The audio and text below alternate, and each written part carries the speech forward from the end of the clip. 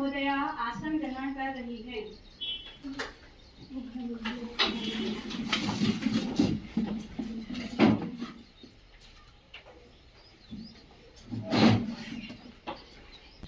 माननीय सांसदों, युवा संसद के इस मानसून सत्र में आप सभी का हार्दिक स्वागत है। नए सदस्य शपथ ग्रहण करेंगे। राखी जो उत्तराखंड के नैनीताल संसदीय क्षेत्र से निर्वाचित हुई है, वो आप शपथ ग्रहण करेंगे। राखी जो युवा संसद की लोकसभा की सदस्य निर्वाचित हुई हूँ, ईश्वर की शपथ लेती हूँ कि मैं विधि द्वारा स्थापित भारत के संविधान के प्रति श्रद्धा और निष्ठा रखूंगी। सुश्री रेणु जो असम के जोरहाट संसदीय क्षेत्र से निर्वाचित हुई है, वो आप शपथ ग्रहण या प्रतिज्ञा करेंगे। I, Renu, having been elected a member of lower house of the youth parliament.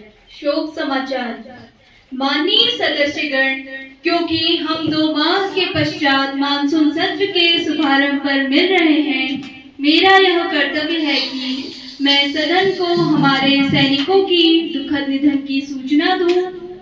8 जुलाई को जम्मू कश्मीर के कठुआ जिले में आतंकवादियों के हमले में 5 जवान शहीद हो गए। 8 जुलाई को जम्मू कश्मीर के कठुआ जिले में आतंकवादियों के हमले में जूनियर कमीशन ऑफिसर JCO समेत 5 जवान शहीद हो गए। हमारे जवान देश की सुरक्षा में विपरीत व कठिन परिस्थितियों में हमेशा तत्पर रहते हैं। मैं इन परिजनों के लिए अपनी गहरी संवेदनाएं प्रकट करती हूँ। मैं आपको सदन के नेता द्वारा अर्पित की गई श्रद्धांजलि में आपको भी संयोजित करता हूँ। देश के लिए हमारे जवानों का योगदान अतुलनीय है। वे हमारे भविष्य को सुरक्षित रखने के लिए अपना वर्तमान का बलिदान करते हैं।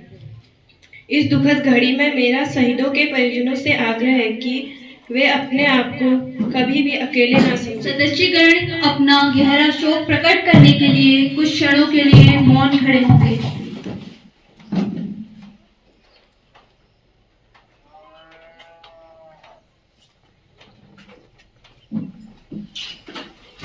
सचिव शोक संतृप्त परिवारों को संवेदना संदेश भेजेंगे। जी श्रीमान। प्रधानमंत्री नए मंत्रियों का परिचय कराएंगे। मैं आपके माध्यम से मंत्रिमंडल के नए सदस्यों का सदन से परिचय कराना चाहती हूँ। सुश्री राधा बिष्ट, सांस्कृतिक मंत्री। सुश्री तनुजा पांडे, पेट्रोलियम मंत्री। प्रश्न संख्या 101 सुश्री नीलम। जिसको ना निज देश, निज भाषा, निज गौरव का अभिमान है, वह नर नहीं, नर पशु निरा मृतक समान है। अध्यक्ष महोदय, संस्कृति मंत्री कृपया यह बताने का कष्ट करेंगे कि हिंदी को राष्ट्रभाषा का दर्जा क्यों नहीं दिया जा रहा है? क्या हिंदी हमारी राष्ट्रभाषा की पहचान नहीं है? मंत्री जी कृपया उत्तर दें। अध्यक्ष महोदय, जैसे कि महात्मा गांधी जी ने कहा था, हृदय की कोई भाषा नहीं है, हृदय हृदय से बातचीत करता है और हिंदी हमारी हृदय की भाषा है। अध्यक्ष महोदय, जैसा कि आप जानते हैं, भारत विविधताओं से भरा देश है, जहां अनेक भाषाएं और बोलियां बोली, लिखी और पढ़ी जाती हैं। महोदय, हिंदी हमारा गौरव है, अभिमान है। अनुच्छेद 343 व 351 के तहत हिंदी भारत राज्य संघ की राजभाषा होने के साथ ही राज्यों और 11 राज्यों और 3 संघ शासित क्षेत्रों की प्रमुख राजभाषा है। महोदय, अब वर्तमान सरकार इस दिशा में सर्वसम्मति बनाने के हर संभव प्रयास कर रही है। प्रश्न संख्या 102 सुश्री नेहा। श्रीमान अध्यक्ष जी, क्या सरकार इस बात से अवगत है डॉलर के मुकाबले भारतीय रुपये का अवमूल्यन लगातार जारी है? रुपये के अवमूल्यन को रोकने के लिए सरकार कौन कौन से कदम उठा रही है? मंत्री जी कृपया उत्तर दें।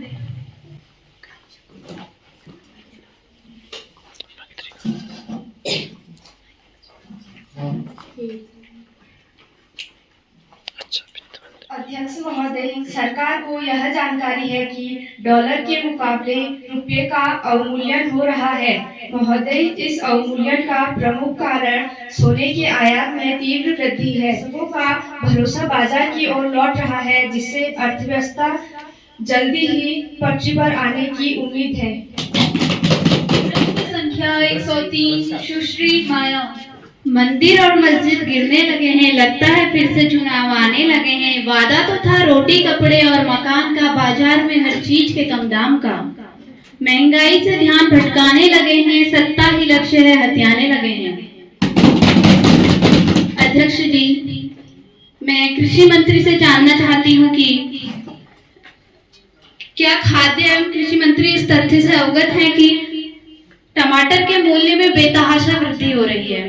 कहीं कहीं टमाटर के मूल्य 100 से 120 रुपए प्रति किलो तक पहुंच गए हैं। यदि हाँ, तो सरकार टमाटर के मूल्य वृद्धि को रोकने के लिए क्या उपाय कर रही है? क्या सरकार टमाटर के निर्यात पर रोक लगाने पर विचार कर रही है? जी कृपया उत्तर दें। सरकार कालाबाजारी पर रोक लगाने का प्रयास कर रही है। महोदय, मैं आपको और संपूर्ण सदन को यह विश्वास दिलाती हूँ कि यह मूल्य वृद्धि अस्थायी है और जल्दी ही टमाटर के मूल्य नियंत्रित हो जाएंगे। टमाटर के निर्यात पर तत्काल रोक लगा दी गई है। साथ ही मूल्य स्तरीकरण कोष PEF से सरकार टमाटर खरीद रही है और एक निश्चित दाम पर लोगों को प्रदान कर रही है। प्रश्न संख्या 104 सुश्री Tanuja. Sir, I want to know from Honorable Minister of Education Development that first, efforts have been made to implement the new education policy 2020 in great haste. Second, as a part of this policy, a student can choose to learn one subject from other than his faculty. However, if we take the example of Uttarakhand, 35 colleges have single faculty with no option to learn from a different faculty. Third, at the same time, there is lack of necessary resources for the various programs laid down in this policy. Hence, I believe that the government is playing with the future of thousands of students in order to garner applause. मंत्री जी कृपया उत्तर दें। Speaker sir, NEP 2020 will prove to be a milestone for future of India. Built on the foundational pillars of access, equity, quality, affordability, and accountability. Some of the important highlights of National Education Policy 2020 aims which are follows.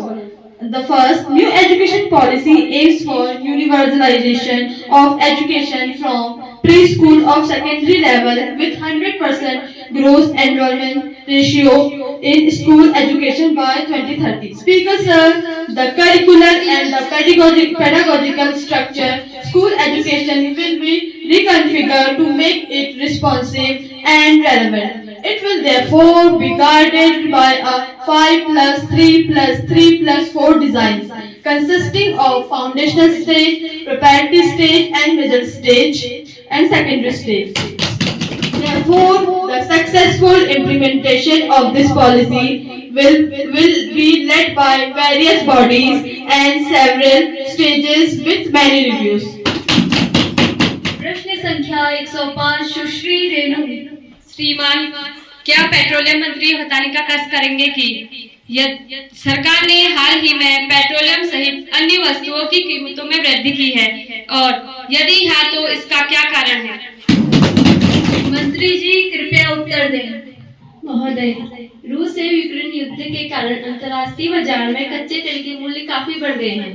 महोदय, मैं यह भी कहना चाहूंगी कि यह ठीक है कि सरकार ने कीमतों में वृद्धि की है, किंतु यह वृद्धि विशेष रूप से पेट्रोलियम पदार्थों में की गई है, अन्य आवश्यक वस्तु के मूल्य में वृद्धि नहीं की गई है। राज्यसभा से संदेश। महासचिव युवा संसद की राज्यसभा से प्राप्त संदेश को पढ़ेंगे। अध्यक्ष महोदय, मुझे युवा संसद की राज्यसभा के महासचिव से प्राप्त निम्नलिखित संदेश की सूचना देनी है। राज्यसभा की प्रक्रिया तथा कार्य संचालन विभाग के अनुसार मुझे रेलवे यात्री सुविधा सुधार विधेयक 2024 improvement in passengers facilities railway bill 2024 की प्रति सभा पटल पर रखने का निर्देश प्राप्त हुआ है, जो महासचिव राज्यसभा द्वारा पारित किए गए विधेयक की प्रति सभा पटल पर रखेंगे। महोदय, मैं राज्यसभा द्वारा पारित किए गए रेलवे यात्री सुविधा सुधार विधेयक 2024 की एक प्रति सभा पटल पर रखती हूँ। शून्यकाल आरंभ होता है। सुश्री कुमकुम। अध्यक्ष महोदय, मैं आपकी बहुत बहुत आभारी हूँ कि मुझे आज इस सदन में अपनी बात रखने का मौका मिला है। महोदय, हमारे देश में सीबीआई की निष्पक्षता, ईमानदारी और सत्यता पर प्रश्न है। सम्मानित उच्चतम न्यायालय ने अभी कुछ समय पहले सीबीआई को पिंजरे में बंधे एक तोते की संज्ञा दी है तथा इस संस्थाओं की स्वायत्तता के लिए सदन में शीघ्र विधेयक लाई जाए। सुश्री कनिका बिष्ट। दूर तक छाए थे बादल, दूर तक छाए थे बादल और कहीं साया न था, और कहीं साया न था। इस तरह बरसात का मौसम, इस तरह बरसात का मौसम कभी आया न था, कभी आया न था। आप सभी जानते हैं कि हिमालय की गोद से निकलने वाली नदियों के तट पर कई सभ्यताओं का जन्म हुआ है। हिमालय न केवल जैव विविधता के लिए धनी है, पीने योग्य जल विश्व को देता है, नदियों में जीवन का संचार करता है, बल्कि यह एक प्रहरी के रूप में आदिकाल से अनवरत सेवा कर रहा है। आज जलवायु परिवर्तन हिमालय क्षेत्र एवं इससे जुड़े राज्यों के लिए यह अत्यंत संवेदनशील विषय है होगा, अन्यथा यहाँ के प्राकृतिक संसाधन नष्ट हो जाएंगे, जिससे तापमान में वृद्धि होगी और जैव विविधता नष्ट होगी। संसदीय कार्य मंत्री कृपया संबंधित मंत्री को अवगत कराएं। Sir, a serious breach of privilege has been committed by the member of civil society, a few news channels and newspaper in Mumbai. Miss Tanuja, have you given notice of it earlier? You may give due notice along with a copy of newspaper cutting and statement made by the civil society members if I recorded. have already given notice at 10:50 am today. It will be examined when it comes to me. I shall consider it, honorable members. I have to make an announcement on behalf of the honorable members of the House.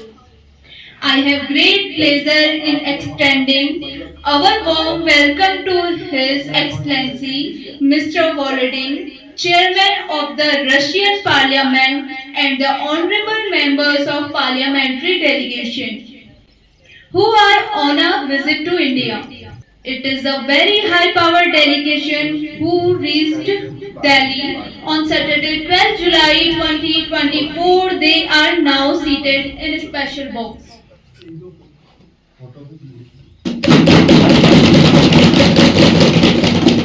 Now let us take the calling attention. Miss Nitya will call the attention Home Minister. महोदय, मैं आप सभी का ध्यान सरकार के उस प्रयास की ओर खींचना चाहती हूँ जिसमें संपूर्ण देश में समान नागरिक संहिता लागू करी जा रही है, परंतु समान नागरिक संहिता को पूरे देश में लागू करने के मार्ग में कुछ चुनौतियां भी हैं। इस तरह के बेहद दौर में समान नागरिक संहिता को बहुसंख्यक की मान्यताओं को थोपने के औजार के रूप में देखा जाएगा। अतः मैं माननीय गृह मंत्री से प्रार्थना करती हूँ कि इस मुद्दे पर सरकार के स्पष्ट करें। गृह मंत्री जी कृपया उत्तर दें। माननीय अध्यक्ष जी, सही माहौल बनाने के बाद संसद पूरे देश के लिए एक साथ समान नागरिक संहिता लागू करेगी। जिस प्रकार संसद ने संपूर्ण देश में 3 तलाक की प्रथा को रद्द करने के लिए विधेयक पारित किया है, अध्यक्ष महोदय जी, जिस तरीके से अनुच्छेद 370 के प्रावधानों को संसद के कानून से निरस्त किया गया, उसी ठोस तरीके से यूसीसी पर राज्यों के बजाय केंद्रीय स्तर पर अमल की जरूरत है। अंधेरा नहीं था, खाली सड़क नहीं थी, पूरे थे कपड़े, कोई तड़क भड़क नहीं थी, जेब में कलम थी, गले में आला था, बटन पे सफेद नंबर कोड भी डाला था। ना जाने क्या गलती कर दी मैंने, जान दे के ये सजा भी भर दी मैंने। साथ में लड़ेंगे तो हार बाप की भी होगी, किसी गली के मोड़ पे बेटी आपकी भी होगी, आपकी भी होगी। महोदय, मैं सदन का ध्यान उस घटना की ओर चाहती हूँ जिसने देश भर की बेटियों के अंदर डर पैदा कर दिया है कि आखिर वे कहाँ सुरक्षित है। पश्चिम बंगाल की राजधानी कोलकाता के प्रतिष्ठित अर्जित मेडिकल कॉलेज अस्पताल में एक जूनियर डॉक्टर के साथ बर्बर रूप से बलात्कार और हत्या की घटना पूरे देश की चेतना को जागृत करने वाली तो है ही। गृह मंत्री जी कृपया उत्तर दें। अध्यक्ष महोदय जी, पश्चिम बंगाल में आरजीकर मेडिकल कॉलेज की महिला प्रेसिडेंट डॉक्टर की हत्या मामले में जांच कोलकाता हाईकोर्ट ने पुलिस से लेकर केंद्रीय जांच ब्यूरो सीबीआई को सौंप दी है। बेटी बचाओ बेटी पढ़ाओ, बेटी तो बची भी नहीं पड़ेगी कहां से। 13 अगस्त मंगलवार को ही जांच अपने हाथों में ले ली है। सीबीआई की आप तो सीबीआई से आगे बढ़ते ही नहीं है। सीबीआई को आज तक जितने केसेस भी सॉल्व करने को दिए हैं उसमें से अभी 5% ही केसेस महोदय, इस सदन के माध्यम से मैं संपूर्ण देश को यकीन दिलाती हूँ कि दोषियों को किसी हाल में बख्शा नहीं जाएगा। डिमांड में अनुसूचित जाति एवं अनुसूचित जनजाति के आरक्षण के लिए 10 वर्ष से समयावधि वृद्धि हेतु संविधान संशोधन विधेयक को पूर्व स्थापित करने की अनुमति चाहती हूँ। विधेयक इस प्रकार है। अनुसूचित जाति एवं अनुसूचित जनजाति के आरक्षण के लिए 10 वर्ष समयावधि वृद्धि हेतु संविधान संशोधन विधेयक 2022 के पुनर्स्थापन करने के लिए अनुमति प्रदान की जाए। कृपया जो इसके पक्ष में है वे हाँ कहें, जो इसके पक्ष में नहीं है वे ना कहें। मैं समझती हूँ कि हाँ का बहुमत है, हाँ का बहुमत है, हाँ का बहुमत है। अब सदन राष्ट्रीय खेल विकास विधेयक 2024 पर विचार करेगा। वह पिछले सत्र में पेश किया गया था। कृपया खेल मंत्री जी। राष्ट्रीय खेल विकास विधेयक 2024।